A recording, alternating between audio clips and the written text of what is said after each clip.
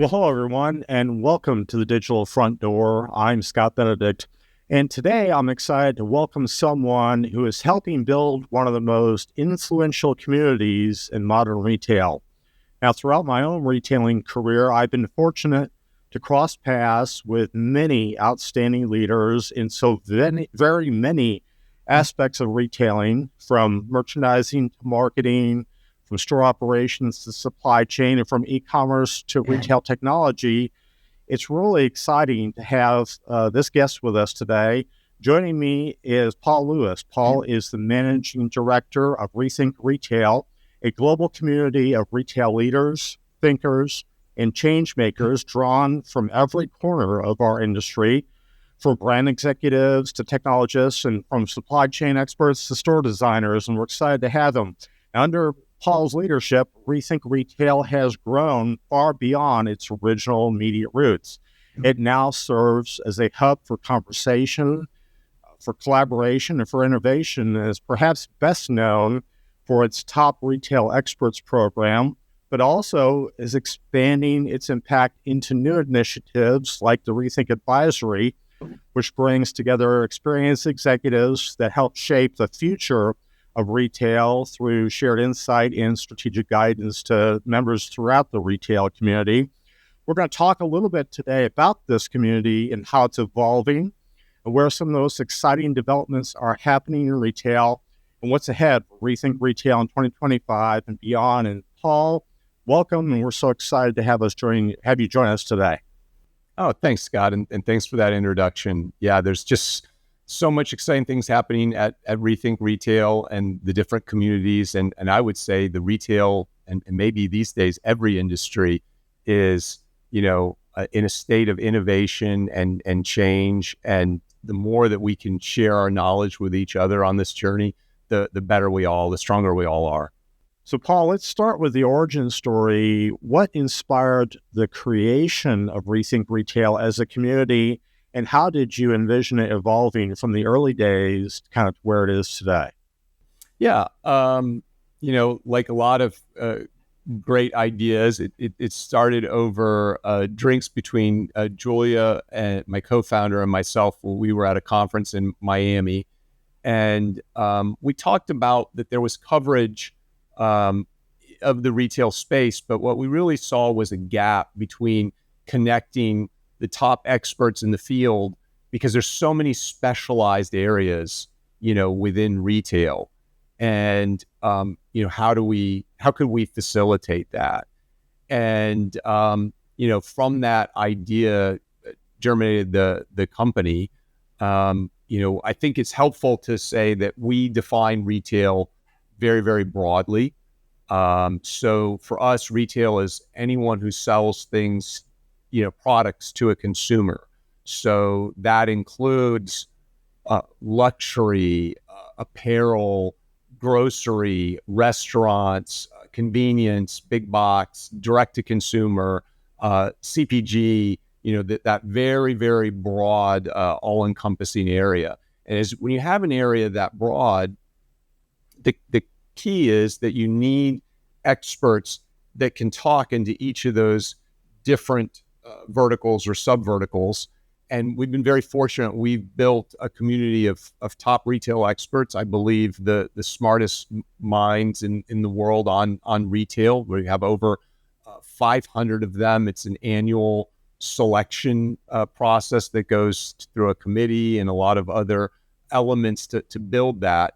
But what that means for retailers and what it means for the mission of RETHINK Retail is to help retailers to solve their most difficult challenges, as well as capitalize on their biggest opportunities. And we do that not only through our analysts, our researchers, our media coverage, as there are other companies that do, but I think our differentiator is really our community of top retail experts that are able to talk about everything, whether that be an industry or a subvertical, as we talked about, but also a role. We have people that are experts in supply chain, experts in IT or security and risk, experts in new marketing strategies, experts in AI. So we were able to bring all these very specialized experts. And then we have a global group of these. So wherever you are, whatever country you're in, we have people with experience, boots on the ground, as they say, in those countries to really understand the cultural elements, certain technology hurdles and other elements. So we're really able to provide, I think, the very best advice for retailers to help them thrive. That makes a lot of sense. And it feels like you kind of evolved from being maybe initially just a media brand to really what sounds like a very multidisciplinary community. What makes that distinction important, and how do you see it shaping the mission of Rethink Retail perhaps over time? Well, I think the fact that we have all these active experts, I just believe that being an expert today, if you think of any one media brand and we say this one media brand and there however many analysts, researchers, journalists they have, whether that's 5 or 50, is still small. It's still a drop in the ocean. There's so much going on, and the pace of change is so fast now that what was going on 90 days ago, look at the involvement in AI, is completely different potentially even just 90 days later. And so that old world approach of media, that we are going to know everything and be able to tell you exactly what the answers are, I think is outdated. You have to have a more crowdsourced, a more open approach. And that's exactly the way that we've gone about it. And we also think that media companies by their nature are a one-way communication. Like they've got the bullhorn and they're telling you what to think. But I think the best ideas and the best strategies come from two-way conversations. And one of the things that we do is we invite retailers to mixers every single month that are absolutely free, and allows them to meet with these top retail experts from all over the world, as well as other retailers, and have, Chatham House rules discussions about where things are going and how is supply chain innovating, how is just in time, what is it, are drone deliveries, a reality, all these different kinds of topics and interesting discussions. And I think we're one of the few groups that really facilitate that. And I believe that is, again, where the world is going versus just a media. Like I'm going to read in I guess in the old days, a print magazine, and it's somehow going to tell me all the relevant things, for my business. This allows each of the participants, especially the retailers, to control the dialogue. Here's what I want to talk about. And so now they're able to select the information that they're going to discuss and actually get their questions answered. That makes so much sense. And I know this collection of experts has caused you and the group to recently launch RETHINK Advisory, which brings together some of the most experienced voices from a lot of different areas in the industry. I'm curious, what was the thinking behind that initiative, and what role does that group play in the larger context of the RETHINK ecosystem? Yeah. I think, and starting from a place of humility, but also honor, is I and our team found ourselves in conversations with retailers. And so often, I don't know if they thought that we're their priest or their psychologist, but after the barriers come down and we're talking about things, they start to tell me all their problems. We're having a problem with this. We think we need a new e-com architecture, or we've got to figure out how to expand to Arab Emirates, or we need an affiliate marketing program, or again, whatever it is. And they will say that. And, again, with humility, I'm probably not the best expert on any one area, but I know a lot of really, really smart people. And so we were connecting them, but that became difficult for them. And often they wanted multiple experts to weigh in on things. I found one of the things that we do for our clients, and I'm jumping ahead and then I'll jump back, but is that we often do sessions where we'll bring 3 or 4 of the world's top experts together, and we'll have a a non-disclosure agreement. We'll have a problem or an opportunity statement, and then they'll hear from that. And whether those experts agree, that probably points to that is the right approach, or they disagree. It's really interesting for the client, for the retailer, to be able to hear those different viewpoints and then select. And then often they want multiple experts to work together, or they want projects, and that becomes harder to execute. So we become that connective tissue to allow them to have access to all these experts and to bring them in and out of projects or advice or other initiatives with their company very easily. As you're talking, it strikes me that that's probably pretty different than most retailers' engagements with members of the consulting community, where they may hear one perspective and one point of view. It feels like that's one of the differentiating aspects of this advisory group, is that a retailer would get to hear multiple points of view, kind of to your point, and select from the one that really makes the most sense to them. Is that the right way to think about that? Yeah, absolutely. I think that, consulting groups, by their nature, tend to be, again, I won't name any names, but we all know a number of different management consulting firms. And they tend to try to bring in both their internal viewpoints, who they have available on the bench, and then their little methodologies, which may or may not be, again, that's a bit of a cookie cutter approach, may or may not be the right one for that particular retailer. So I would say one is that we're giving a much broader view of different elements and areas and expertise and allowing a lot of selection. The second thing is that certain management consulting firms certainly have very high, minimum fees in order for them to get involved in a project. And, their goal is to continue that on an ongoing basis as well, which creates some distance between them and their clients to some extent. And what's interesting about us is that we're able to provide people even as small as just a few hours of time, all the way to project work, all the way to, what we're seeing more and more requests for are interim and fractional roles. I just lost my head of e-com. Somebody's got to take it over and help us find the new head of e-com. Can someone run this for 60 days, 90 days, 100 days? Perfect for fractional roles.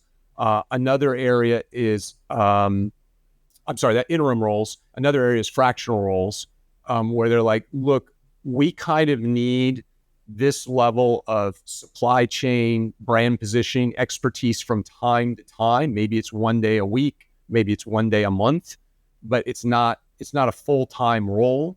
And we can facilitate that, where you can have experts who are working intimately with your team and producing the results, but at the right volume. I mean, I think that work, and not to get off on too broad of another subject, but work was designed for people driving into the factory or whatever have it, and it was 40 hours a week, and we sort of made one size fits all.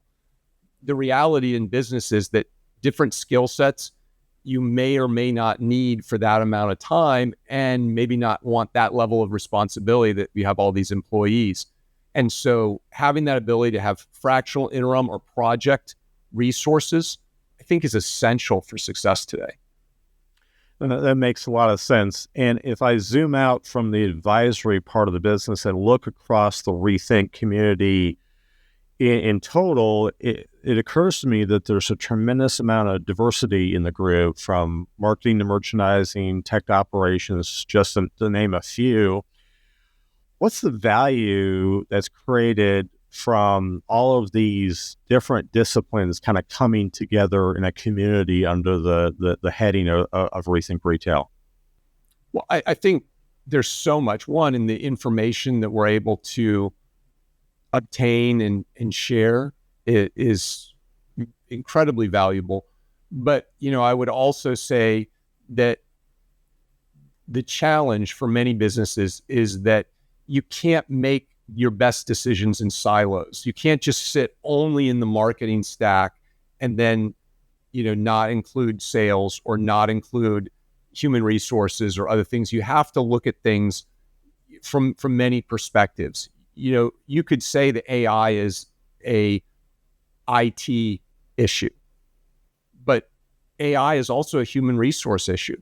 If you become more efficient and that changes people's jobs or potentially eliminates jobs, that impacts HR. AI is also a security issue. It's also a privacy issue. These are complex things. Supply chains are so much more complex than they've ever been, involving so many different suppliers and countries and tariffs and other challenges. And so you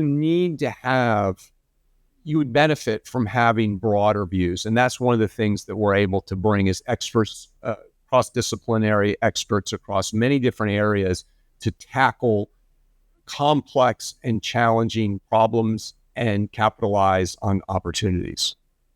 Now, and I think that makes a lot of sense. One of the things that I've found kind of interesting about Rethink as a community is that it's not just events like this where two people are talking across video, but you do a tremendous amount of both executive briefings and in-person events, particularly tied to major industry events, whether it's shop talk or grocery shop or things like that.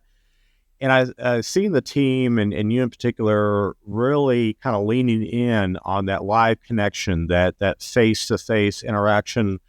Why do you feel like those in-person events are so essential to the community's growth and to addressing the mission of what you and Julia originally envisioned for Rethink Retail? Well, I'm glad you asked, because I'm just a huge believer in people. And what I think is happening is, and this is being accelerated by AI, but the amount of information floating out there is, voluminous. So like there is just so much, it's hard to digest. And I think that a lot of value is derived from having conversations, whether those be with your peers at other retailers, but also with experts. And again, having that ability to sort of tune and tie things together. And, to go into like the events that we do. So we run a community called Global Retail Leaders, which is made up of director level or higher at a retailer, people that want to get together. And we tell them, look, this is probably the most important time that I've ever seen for you to build your personal brand and your network and to give back to the industry and share your wisdom. The industry benefits from you doing that, and you benefit from those connections and those experiences. And so we try to facilitate that. We do a variety of things. So one thing is we have a zero cost speakers bureau. So we work with, wonderful conferences, some of which you mentioned. There's many more that we work with that want speakers on stage. This is a great chance for retail executives to get out there and to speak on stage. We have our own events, as you've mentioned, where we have speaking opportunities. And then we also include them in podcasts. We include them in reports. One of the things I told a busy C-suite executive that I was talking to, saying, hey, this is a good time to build your personal brand. We'd love to have you, speak at one of the industry events. And he said, oh, I don't really have the time to travel for that. And I said, well, good. Well, we could do a podcast that's virtual. It's like an hour. He goes, oh, my comms team, I don't think they'll approve it. I couldn't do that. And I said, well, it can be as simple as we have your headshot and bio on file. You could be walking through the airport and we could say, we'd like to get a quote on your thoughts of what is the top challenge for supply chain in 2025. And you could text that back. We'll know your comms people. We'll say, here's the quote we're going to include with the bio and headshot in the report. Is this approved, or do you want to alter it in any way? And we'll handle everything. So it literally can be a 2-minute text exchange. It can be that easy to start building your personal brand. And so we create ways to do that. And one of the ways that we support that is also our events. As you mentioned, we typically have dinners and happy hours and other private exclusive events for retail executives at the industry conferences, as well as sometimes major metros and other places throughout the year. And we'd love to include additional retail executives in that and give them the opportunity to meet others in the field.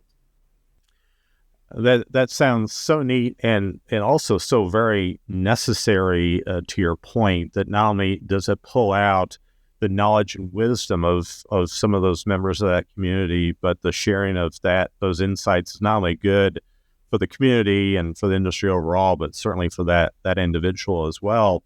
We talked a little bit about the global retail leaders. We talked about retail advisory, RETHINK Advisory. I'm curious about RETHINK's Top Retail Experts program.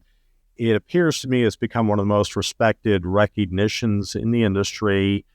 How has that program evolved? Because I believe it's been around for a few years. And what does it reveal about the qualities that define kind of effective and forward-thinking leadership in retailing today? Yeah, it really has. I mean, it's been around for, I think, 6 years now, or this might be the 6th or 7th year. And each year, I think the program has gotten better. What I would say is that I would start with a selection process. So it's an application, it's an open application. There are no fees. We're trying to find the very best minds in the world. We're not trying to find the very best wallets in the world. So there are no fees to become a member, but there is an application process. And the application process, while I don't want to say everything about the secret sauce, what I can say on a basic level is it goes through, we're looking for, the team that heads that up for me says, Paul, look, we're really looking for two things. One, we're looking that they actually are contributing true thought leadership. There's a lot of people, on social platforms that say, oh, that sounds really interesting, but they're not actually putting forward thoughts themselves. They're not writing articles or books or videos or things. They're just kind of commenting on things. And we're looking for people that are actually contributing thought leadership. They're speaking on stages, or they've written a book, or they've published a report, or they write, regular compelling articles on either their blog or on social media. So that's the first piece. The second piece is that we then look at their experience. We are looking for people who are seasoned. Doesn't mean that they're not younger than myself, but because sometimes you do want young perspectives as well, but we are looking for seasoned people that have a strong but informed point of view. And then the third thing we look at is reach. So we are looking for best-selling authors, people who are speaking on stage, people who have a certain amount of followers in social channels, because that is a pointer to that their work is credible, right? So we're looking across all of that. So there is a team that does and compiles all that, and then all those compilations create a bit of a ranking. And I would say ranking is probably too strong. That sounds like it's definitively, but there's probably piles. Like, these people were really strong. These people, A's, B's, C's, etc.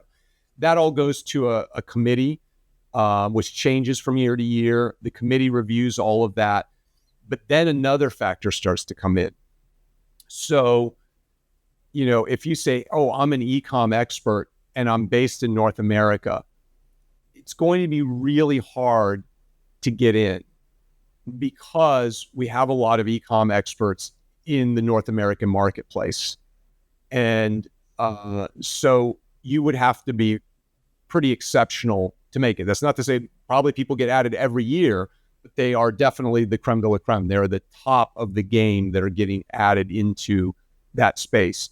But we look at areas of need. Do we maybe not have an expert in some, I often use the example like cross-border taxation specialization or something like that is much less common, but is also still relevant and potentially interesting to different retailers. So we look at areas where we might not have either of, again, that goes back to those three pillars I talked about. Is the vertical well represented? Do we have somebody in luxury? Do we have someone in grocery? Is the role or the function well represented? Do you understand supply chain? Do you understand marketing? Do you understand IT or risk or something like that? And then is the geography well represented? And so they are looking at all those parameters, and then they come back with a formal recommendation that goes back through yet one more pass, and then we make those selections. But the goal is to really find, again, the very brightest minds. And then the next phase is to create that community. We do that. We do the announcement every year in January. That coincides with NRF's big show in New York. We do it right before that.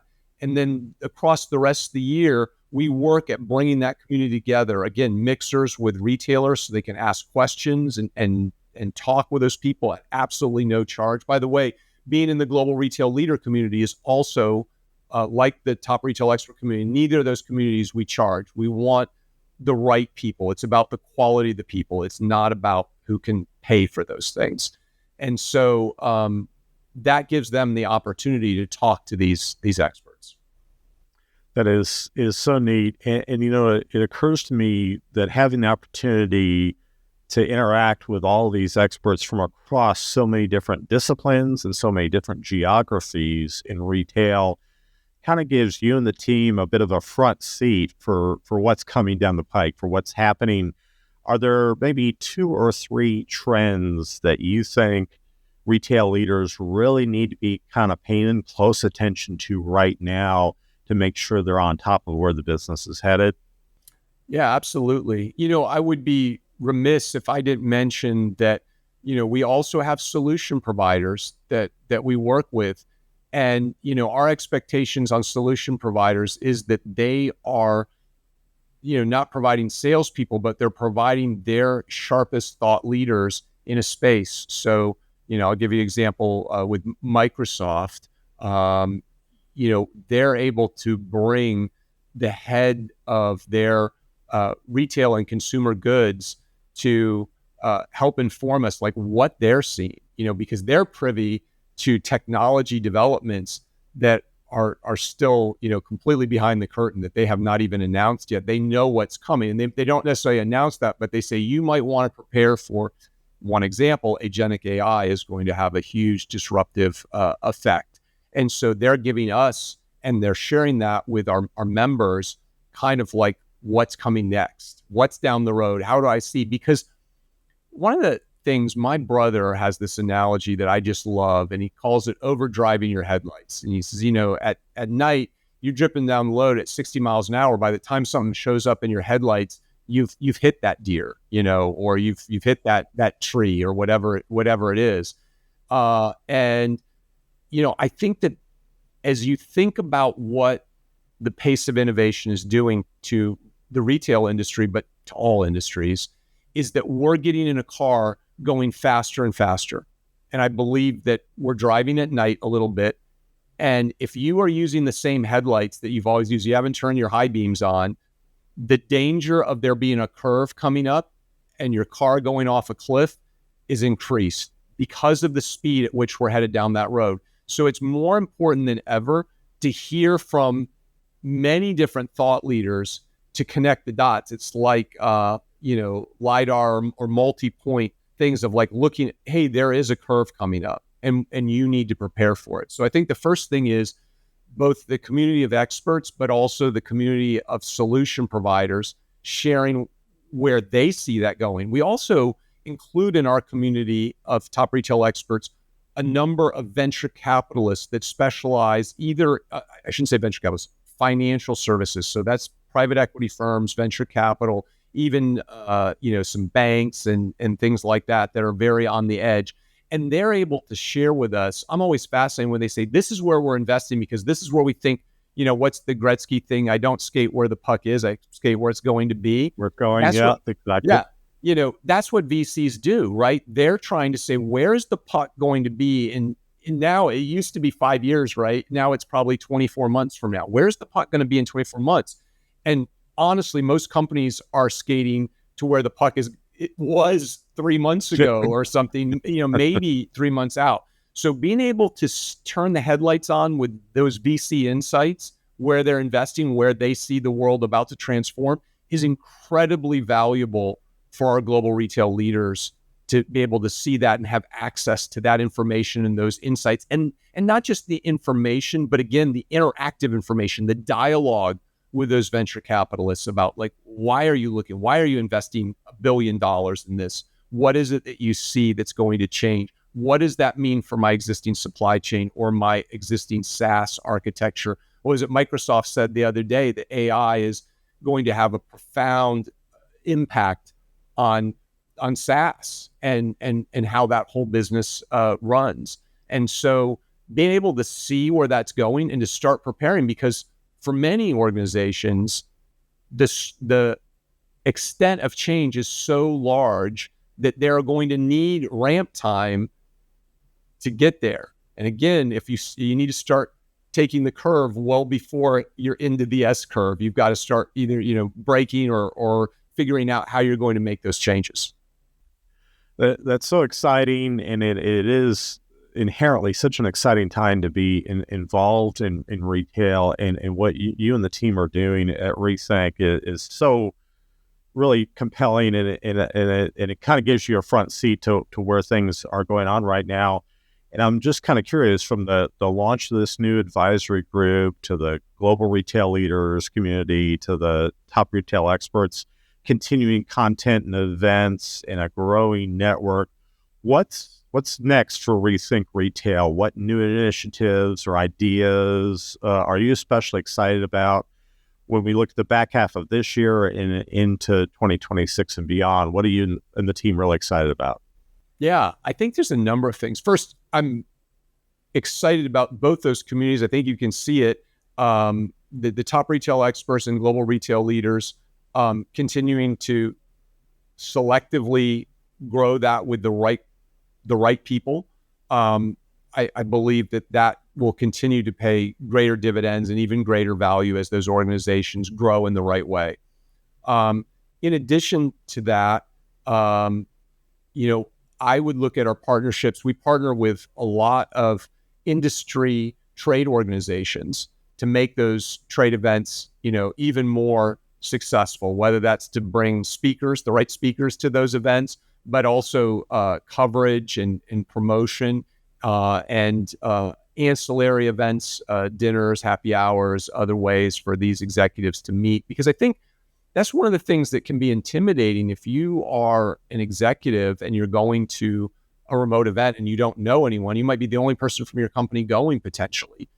Wouldn't it be so much nicer to go, I've already met many other executives who are going to go to this event in these virtual mixers. I already know Fred and Sue and Jerry, and I can't wait to see them in person and have a drink and talk about that. And we're going to sit, next to each other during the keynote and talk about what that meant and things like that. So we're able to organize all of those groups where you've got real connections and networks. So I'm excited about working with more trade organizations. Again, I mentioned all these different verticals we work in, and we work with a lot of trade organizations today, but I think there's even more. And I want to see more of the smaller groups, that might be organizing, in your case, maybe there's a conference in Bentonville about, things with Walmart and with others.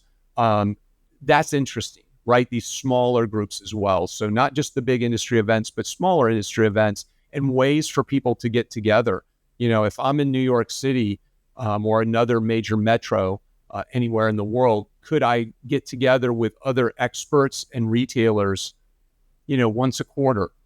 And so I'd love to start broadening that. And I'd love to invite more retail executives as well as more experts to get more actively involved and to say, where do you want this to go? I mean, I really don't, well, it is our organization. I really want it to be our organization where people feel like they have a stake and that they can give ideas and opinions and help us chart the course that we need to grow in. That's so exciting, Paul. And I'm so excited to not only be a part of this, but to hear kind of your vision for where it's going. And it really occurs to me that this is just such a necessary connecting point for those of us across retail that I'm so excited to be not only a part of what you're doing, but to really see where it goes, not only the rest of this year, but into the future as well. And so I'm really thankful for you sharing with us a little bit about it today and to watch where it goes in the years ahead. Yeah, well, thanks, Scott. And again, thank you for being part of our top retail experts community, as well as working with us on advisory and helping us. I know you've contributed a number of great ideas about where the organization can grow, where how the communities can be stronger and better. And that's how we get better, is by having, active members who express their thoughts and ideas and their creativity. So we really appreciate you as well.